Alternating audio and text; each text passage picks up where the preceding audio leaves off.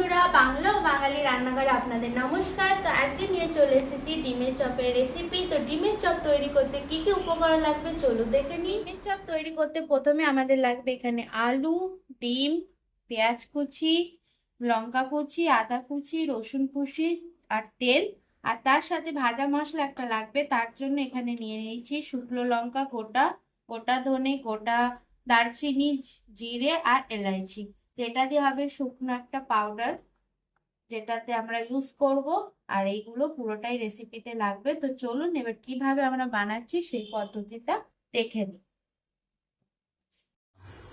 তো বন্ধুরা, ভাজা মশলাটা রেডি করব, তার জন্য শুকনো খোলাতে ভাজতে হবে। তো চলুন এটা করে নিই, তারপর পাউডার করব। তো তার আগে শুকনো খোলাতে এটা একটু ভেজে নিই।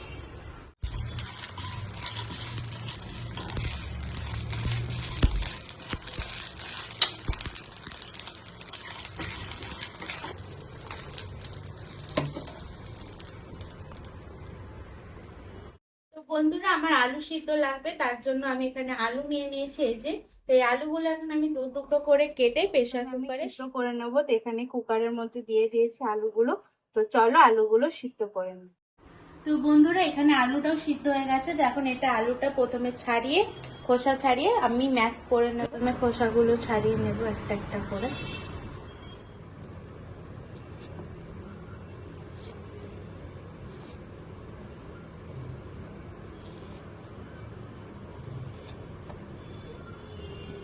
এখানে ডিম সেদ্ধ বসিয়ে দিয়েছি। এই যে ডিমটা সেদ্ধ হচ্ছে।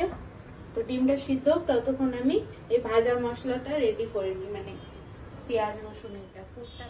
তো কড়াইতে আমি তেলটা প্রথমে দিয়ে দেব। তো তেল পুরো গরম হয়ে গেছে। তো প্রথমেই দিয়ে দেবো এর মধ্যে আদা কুচি তেলের মধ্যে।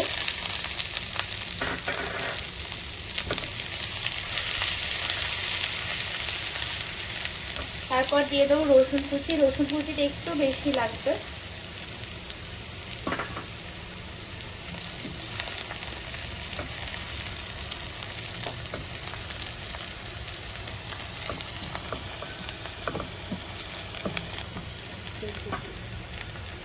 তো এটা আদা রসুন এখানে ভাজা হয়ে গেছে। যে কাঁচা একটা গন্ধ থাকে সেটা ছেড়ে দিয়েছে।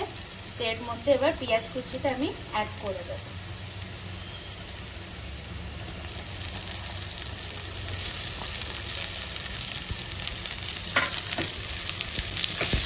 পেঁয়াজটা আমি মিডিয়াম ব্রাউন পর্যন্ত ভেজে নেব। আর এর মধ্যে একটু সল্ট দিয়ে দেবো, যার জন্য কি পেঁয়াজটা তাড়াতাড়ি সিদ্ধ হয়ে যায় আর জলটাও ছেড়ে দেয় তাড়াতাড়ি। তো হালকা আমি এখানে সল্ট নুন দিয়ে দেবো। এবার এর মধ্যে একটু নুন দিয়ে দিচ্ছি।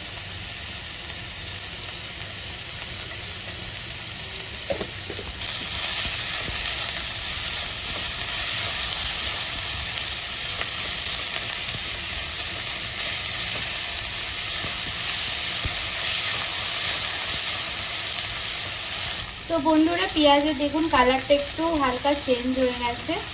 তো এবার আমি এর মধ্যে শুকনো যে পাউডার মশলাগুলো লাগবে সেইগুলো দিয়ে দিই একটা একটা। চলুন দেখে নিই।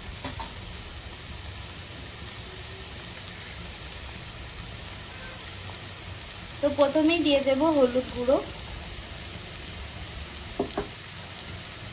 তারপর দিয়ে দেব লাল লঙ্কা গুঁড়ো, তারপর দিয়ে দেব এর মধ্যে ধনে গুঁড়ো, সবই হাফ চামচ করে দিচ্ছি। তারপর দিয়ে দেবো এর মধ্যে জিরে গুঁড়ো। যেহেতু ধনে জিরে গুঁড়োটা আমি ভাজা মশলাতেও ইউজ করেছি, ওর জন্য অল্প অল্প দিব। আর বেশি দিলে তিতো হয়ে যাবে, যে কারণে কি আর অল্প অল্প ইউজ করতে হবে। তো বন্ধুরা, এবার এর মধ্যে আমি দিয়ে দিচ্ছি কাঁচা যেই লঙ্কাটা ছিল কুচি করা, সেটা এর মধ্যে অ্যাড করে দেবো পেঁয়াজের মধ্যে। তারপর আবার ভালো করে লঙ্কাটাও মিক্স করে ভেজে নেব। কাঁচা লঙ্কা দিলে একটা আলাদা ফ্লেভার আসে, গন্ধ আসে, যার জন্য দেওয়া। টেস্ট তো স্পাইসি একটু হবে। তো আপনারা ঝালটা যে যেমন পছন্দ করেন সেই হিসাবে দেবেন। তো এখানে মশলাটা ভালো মতো রেডি হয়ে গেছে। পেঁয়াজের যেই মশলাটা সেটা ভালো মতন ভাজা ভাজা হয়ে গেছে। এবার এর মধ্যে আমি সিদ্ধ করে রাখা যে আলুটা সেটা দিয়ে দেবো, ম্যাশ করা আলুটা। আর এটা প্রথমে চটকিয়ে নিলেই ভালো হয়, আলুটা ম্যাশ করে নিলে। তো যাতে কি এখন মিক্স করতে সুবিধা হবে।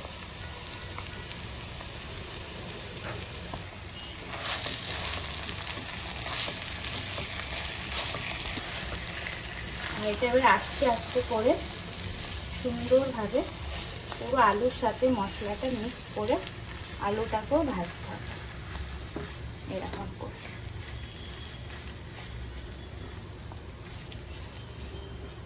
এটা আস্তে আস্তে করতে করতে যেমন আটা মাখি না আমরা, ডো মতন হয়ে যাবে, তখন ভাববেন কি এটা রেডি হয়ে গেছে। আর এই টাইমে গ্যাসটা একদম মিডিয়াম রাখবেন, বেশি হাইতে গ্যাস রাখলে পুড়ে যাবে নিচ থেকে। মিডিয়াম ভাবে রেখে ভালো মতন মিক্স করতে হবে।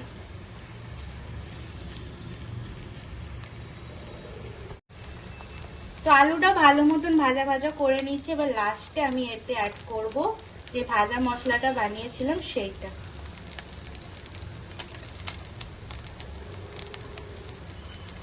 এটা একটু বেশি দিতে হবে যাতে গন্ধটা আসে।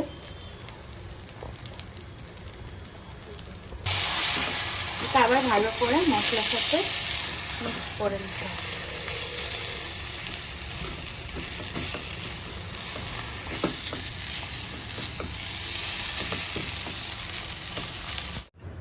তো বন্ধুরা এখানে ডিমের কোটিংটা করতে যা যা লাগবে সেটা করে নিচ্ছি। এখানে প্রথমে ডিমটা ফাটিয়ে নেব।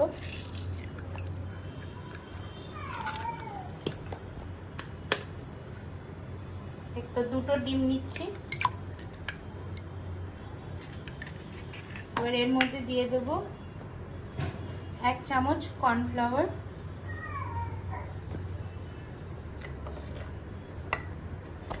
সল্ট, তো নুন দিয়ে দেব অল্পই দিলাম, আর গোলমরিচের গুঁড়ো। আর যে ভাজা মশলাটা রেডি করেছিলাম সেটা এই অল্প দিচ্ছি। এবার ডিমটা এর সাথে ভালো করে মিক্স করে নেব, ফাটিয়ে নেব ডিমটা।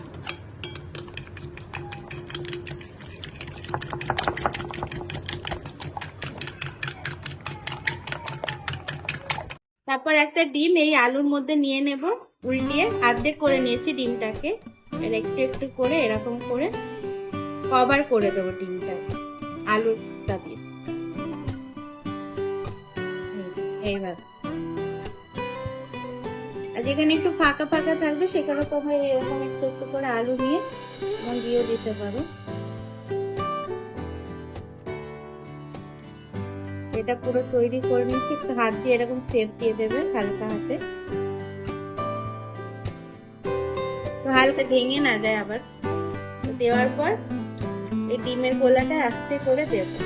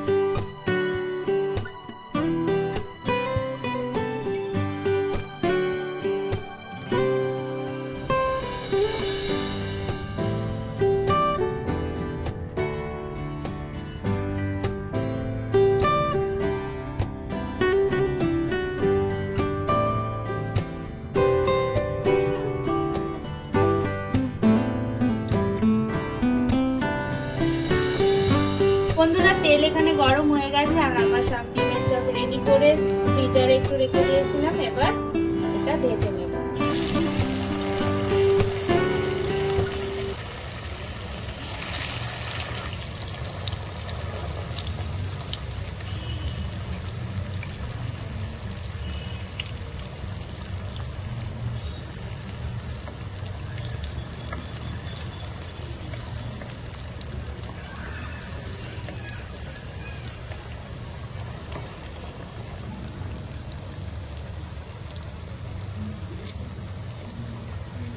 তো বন্ধুরা এখানে এই দেখুন ডিমের চপগুলো পুরো রেডি হয়ে গেছে। আর এটা মিডিয়াম ফ্লেমে পুরো ভেজেছি আস্তে আস্তে এরকম ঘুরিয়ে ঘুরিয়ে, যাতে ভাজাটা পুরো দিক দিয়ে ভালো হয় আর একটা সুন্দর কালার আসে।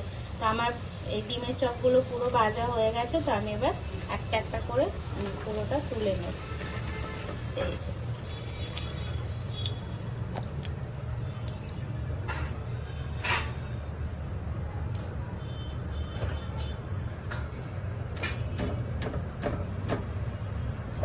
এই যে বাস্কেটের মধ্যে একটা টিস্যু পেপার উপর রেখে দিচ্ছি যাতে এক্সট্রা অয়েলটা টিস্যুতে টেনে নেয়।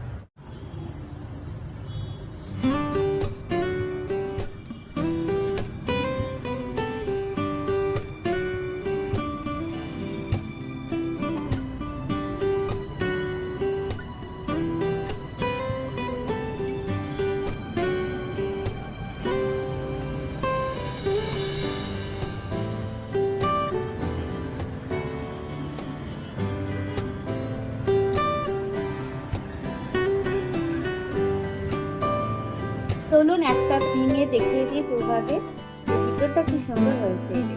উপরটা একদম ক্রিপসি আর ভিতরটা আলু আর এই যে ডিমটা খুব সুন্দর হয়েছে, ভালো মতন ভাজাটাও। তো এই রেসিপিটা অবশ্যই আপনারা ঘরে ট্রাই করবেন আর কমেন্ট করে বলবেন কেমন হয়েছে। আর ভালো লাগলে লাইক করবেন, আর এরকম অনেক ধরনের ভিডিও দেখতে হলে চ্যানেলটা অবশ্যই সাবস্ক্রাইব করে দেবেন, আর সাইডে যে বেল আইকনটা আছে সেটাও প্রেস করে দেবেন।